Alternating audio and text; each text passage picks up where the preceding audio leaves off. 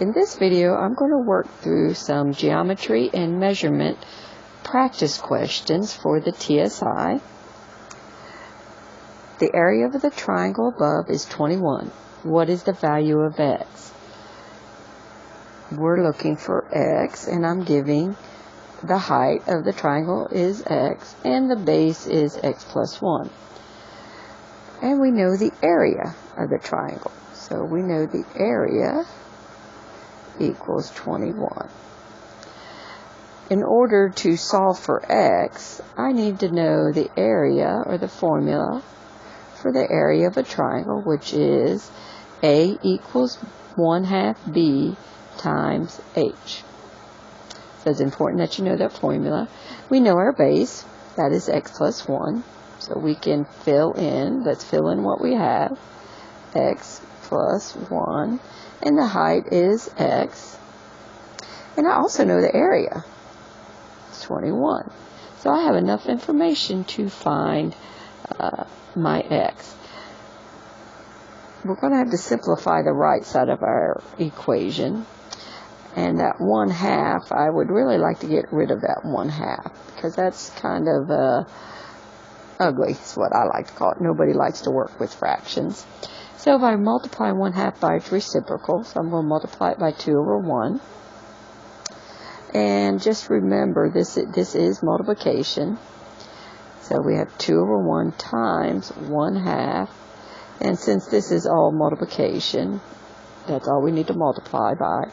And just remember, what I do on the right side, I will have to do on the left side also. So it's going to be 2 times 21.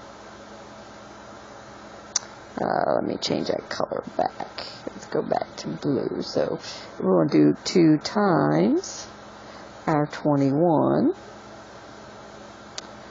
21 equals, and then what is 2 times 1? Well, that's going to be 2. 1 times 2. And I am writing out pretty much every step. This becomes 1. 2 times 21 is 42 equals, and then I have x plus 1 times x. So we have 42 equals x plus 1 quantity times x. Still need to simplify that right side, so I'm going to distribute this x, which means I'm multiplying.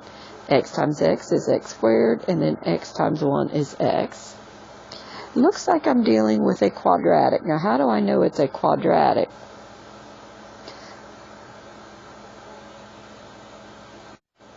And if you said because it has a square, you would be right. That's how I know it's a quadratic. So I'm going to set it equal to 0, which means I'm going to subtract 42 from both sides. That's going to end up with 0, and x squared plus x minus 42. So now I have my quadratic in the general form. And what I'm going to do, I'm going to see if it's factorable. Some things you need to remember, there are several different ways to solve a quadratic. If it's factorable, you can factor it. Sometimes you have to use the quadratic formula if it's not factorable. And there's also the square root property. But right now we're going to see if this one will factor. And that's just reverse foiling. So if you're familiar with foiling, factoring it would be going the opposite direction. So I have a negative and a positive. And I know that because if my last term in this trinomial, which is a quadratic, is negative, that means I'm going to have one of each, a negative and a positive. Okay. And then I want to look at 42, because that's my last. The two last terms are going to give me 42, or should multiply and give me 42. So what are some factors of 42? Well, we know we got 1 and 42. We got 2 and 21. And let's see, what else is going to be 42? We got 3 and 14. Okay. And let's see, we know 6 and 7. I believe those are the factors. Okay, I have 42 that we're going to look at. So which one of these could possibly, then we look at our middle term, and that's a positive 1x. Which one of these could subtract, again, since I have one of each sign, I'm going to subtract, and give me 1. Well, the only one that will work is 6 and 7. And since it's a plus 1 up here, that means 7 is positive and 6 is negative. And you can always double check this by foiling it to see if you got what you started with. And you do. So I have 0 equals x minus 6, and 0 equals x plus 7. Using the zero factor property, we can do that, set each one equal to 0. So that tells me x equals 6 and x equals negative 7.